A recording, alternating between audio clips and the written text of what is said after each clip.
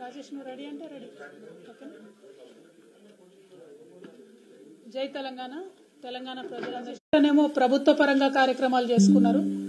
సాయంత్రం పూట అదే ప్రాంగణంలో కాంగ్రెస్ పార్టీ యొక్క సభను ఏర్పాటు చేయడం జరిగింది.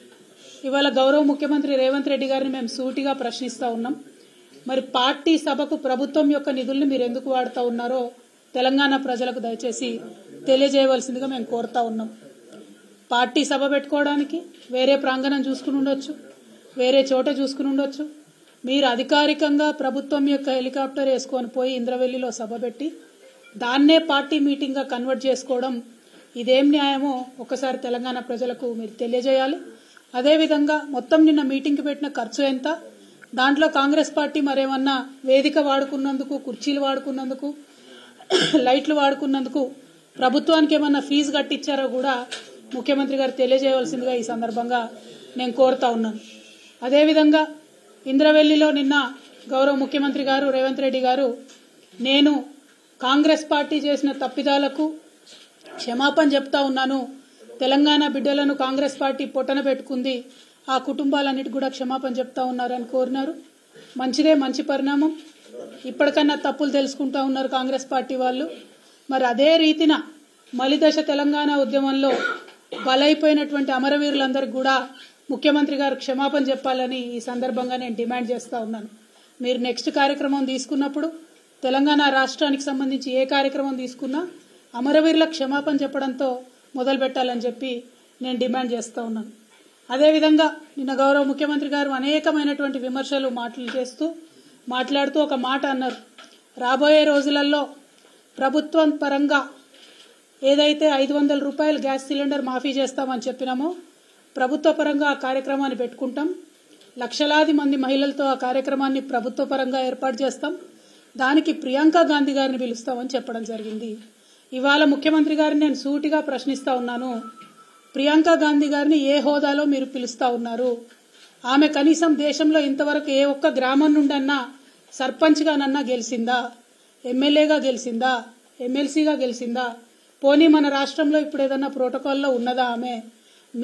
మీ పార్టీకి సంబంధించినటువంటి ముఖ్య నాయకురాలైతే మీ ఇంటికి పిలుచుకోండి, మీ మన్మడికి ఆశీర్వాదం ఇప్పించుకోండి, తెలంగాణకు వచ్చిన ఆడబిడ్డ కాబట్టి చీర సారా పెట్టి సాదరంగా సాగనంపండి. కానీ ప్రభుత్వ కార్యక్రమాలకు ప్రియాంక గాంధీ గారిని పిలుస్తామంటే తప్పకుండా నల్ల బుగ్గలు ఎగిరేసి ఆ రోజు ప్రొటెస్ట్ చేస్తామని ఈ సందర్భంగా మేము ముఖ్యమంత్రి గారికి హెచ్చరిక చేస్తా ఉన్నాం. ప్రభుత్వ కార్యక్రమాలను, పార్టీ కార్యక్రమాలను కలిపి వాడుకోవడం, ప్రజలను మభ్యపెట్టడం ఇది చాలా తప్పు. ఆ విధంగా చేసినట్టయితే తెలంగాణ ప్రజాధనాన్ని మీ పార్టీ ప్రయోజనాల కోసం దుర్వినియోగం చేసినట్టయితే, ప్రియాంక గాంధీ గారిని ఆ కార్యక్రమానికి పిలిచినట్టయితే తప్పకుండా మేము ప్రొటెస్ట్ తెలియజేస్తామని ఈ సందర్భంగా తెలియజేస్తా ఉన్నాం.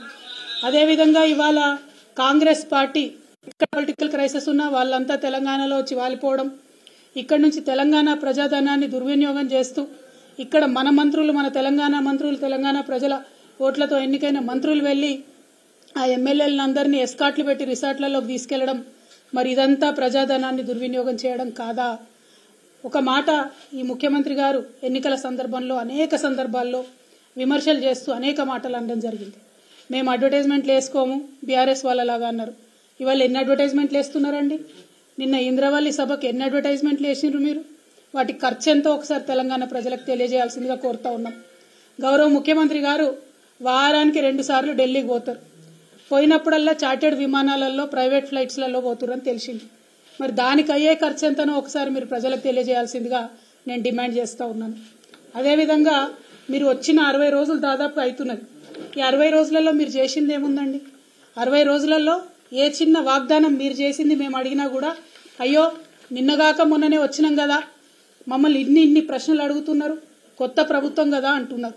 ఓకే, డెవలప్మెంట్ మీద మా బాస్ చెప్పారు, కేసీఆర్ గారు చెప్పారు కాబట్టి 100 రోజులు మిమ్మల్ని అడగం. శిశుపాలుడి 100 పాపాలు వండినట్టుగా 100 రోజులకు మీరు చేసే తప్పులు కూడా పండుతాయి. అప్పుడు మాత్రం ప్రజాక్షేత్రంలో మిమ్మల్ని ఖచ్చితంగా అడుగుతాం. కానీ ఈ 60 రోజులలోనే మీ యొక్క పొలిటికల్ వైఖరి ఏంటి, రాజకీయ పరంగా మీరు తీసుకుంటున్నటువంటి నిర్ణయాలు ఎట్లున్నాయి, తెలంగాణ ప్రజలకు ఎప్పటికప్పుడు చెప్పాల్సినటువంటి బాధ్యత ప్రతిపక్షంగా మా మీద ఉంది కాబట్టి ఖచ్చితంగా కొన్ని అంశాలను ఇవాళ ప్రజల ముందు చెప్పదలుచుకున్నాం. మిమ్మల్ని తెలంగాణ ప్రజలందరూ ముద్దుగా యూటర్న్ ముఖ్యమంత్రి అని పిలుచుకుంటున్నట్టుగా తెలుస్తా ఉన్నది. ఎందుకంటే మీరు చెప్పిన ఏ ఒక్క మాట కూడా పాలించలేదు, పాటించలేదు. ప్రజా దర్బార్ పెడతామంటిరి, రోజు ప్రజల్ని కలుస్తా అంటిరి. కేసీఆర్ గడిలలో ఉన్నాడు, కలుస్తలేడు, మేము కలుస్తామంటిరి. ఒక్కరోజు కరెక్ట్గా 60 రోజులలో కేవలం ఒకే ఒక్క రోజు రేవంత్ రెడ్డి గారు ప్రజల్ని కలిసిండ్రు. ఆ తర్వాత నుండి ఇప్పటి వరకు ఆయన మళ్ళీ ఎప్పుడు కూడా మొహం చూసిందే లేదు. ఆ ప్రజాపాలన నిర్వీర్యం చేయడానికి, ప్రజా దర్బార్ నిర్వీర్యం చేయడానికి ఒక మంత్రిని ఒక రోజు కూర్చోబెట్టిండ్రు. ఆ తర్వాత నుంచి ఓన్లీ అధికారులను కూర్చోబెడుతున్నారు. ఆ తర్వాత ఏం చేసిండ్రు? రాష్ట్రంలో ఉన్న వాళ్ళంతా ఇక్కడికి వచ్చేందుకు హైదరాబాదు జిల్లాలలోనే ప్రజాపాలన పెడతామని చెప్పారు. మేం చెప్పింది అదే కదా, ప్రజల వద్దకే పాలన పోవాలనే చిన్న జిల్లాలు చేస్తుంది, మండలాలు ఏర్పాటు చేస్తుంది, కొత్త కొత్త జీపీలను క్రియేట్ చేస్తుంది, తండాలను గ్రామ పంచాయతీలు చేస్తుంది. పాలన వికేంద్రీకరణ జరగాలని మేము కోరుకుంటే పాలన సెంట్రలైజేషన్ జరగాలని మీరు కోరుకున్నారు. కోరుకున్న ఒకే ఒక్క రోజులో మీకు అనుభవం అర్థమైంది. కేసీఆర్ గారికి ఉన్న అపారమైన రాజకీయ అనుభవంతో ఆయన తీసుకున్న నిర్ణయాలను ఆనాడు విమర్శించిన మీరు ఇవాళ వారి బాటలోకి రావడం చాలా సంతోషం.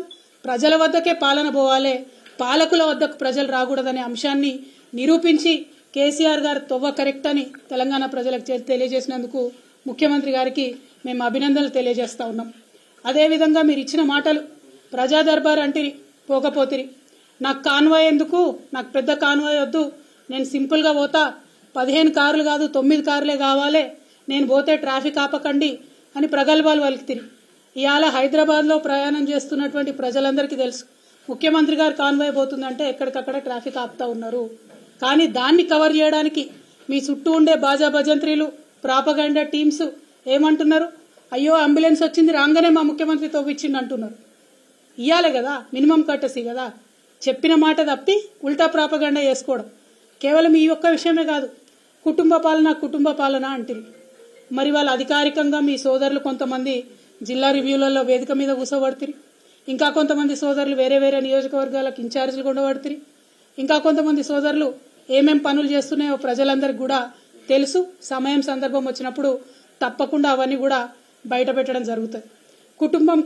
కుటుంబం అని తెల్లారులేస్తే కేసీఆర్ కుటుంబం మీద ఏడ్చేటటువంటి ముఖ్యమంత్రి గారికి నేను ఒక మాట చెప్తా ఉన్నా, ప్రజలందరూ కూడా దయచేసి తెలుసుకోవాలి.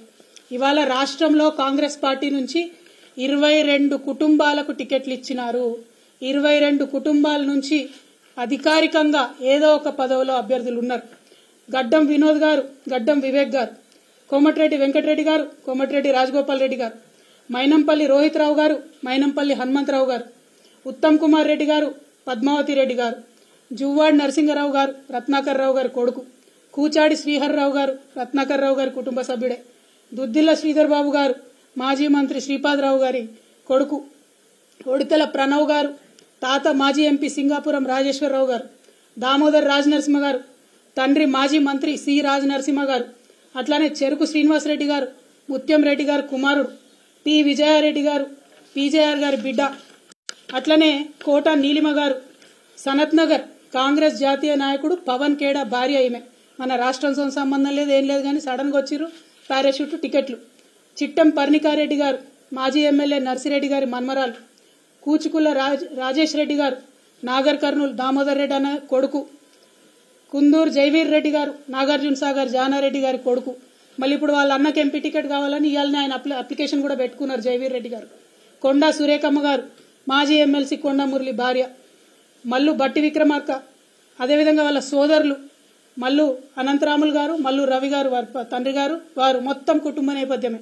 ఇవాళ మల్లు బట్టి విక్రమార్క గారి భార్య ఖమ్మం ఎంపీ టికెట్ రేసులో కూడా ఆవిడ ఉన్నారు.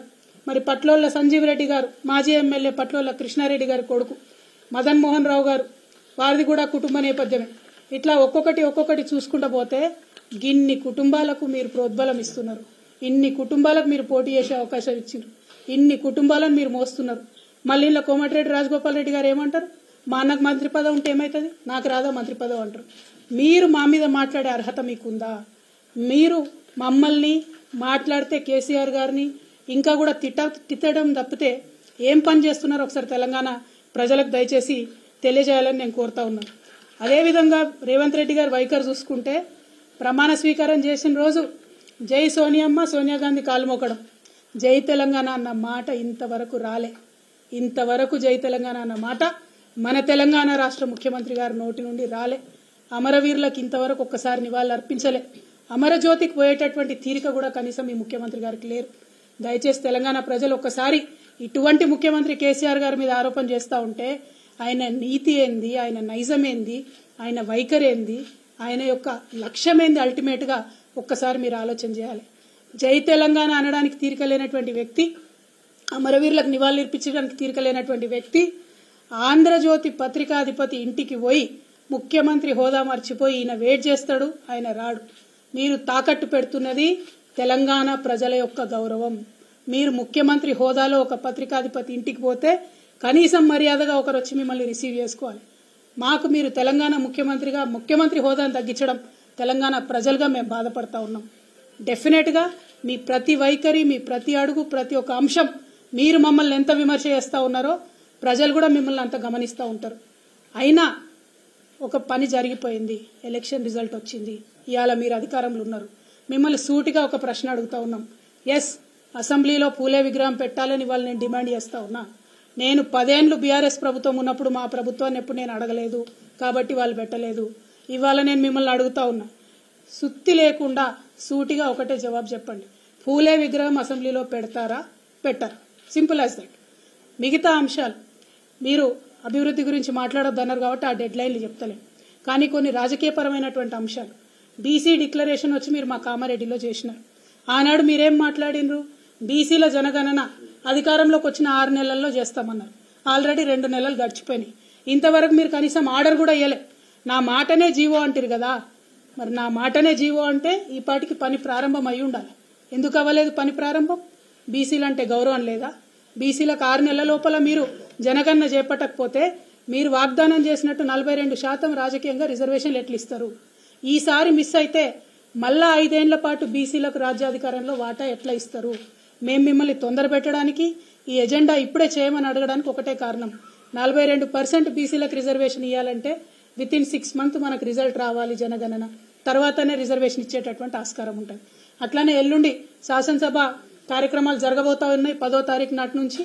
మరి ఆనాడు జరిగే శాసనసభలో ఈసారి పెట్టే బడ్జెట్లో మీరు వాగ్దానం చేసినట్టుగా బీసీలకు 20,000 కోట్లు కూడా మీరు బడ్జెట్లో పెట్టాలని చెప్పి ఈ సందర్భంగా నేను డిమాండ్ చేస్తా ఉన్నాను.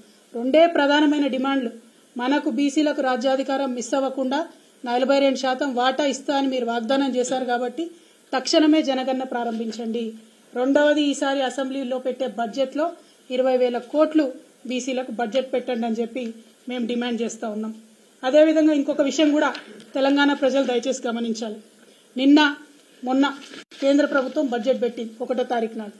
1వ తారీఖు నాడు కేంద్ర ప్రభుత్వం బడ్జెట్ పెడితే 0 అండి. తెలంగాణకు వచ్చిన బడ్జెట్ 0, 0 బడ్జెట్ వచ్చింది తెలంగాణకు.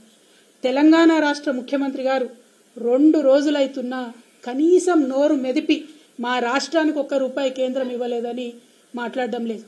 ఎందుకోసం మాట్లాడతలేరు? దేనికోసం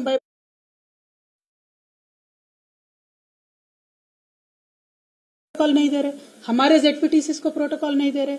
आप यहाँ लोकल बीआरएस पार्टी को हर जगह प्रोटोकॉल में इंसल्ट करते हो और ऐसे शख्सियत को बुलाना चाहते हो जिनके पास कोई प्रोटोकॉल नहीं है.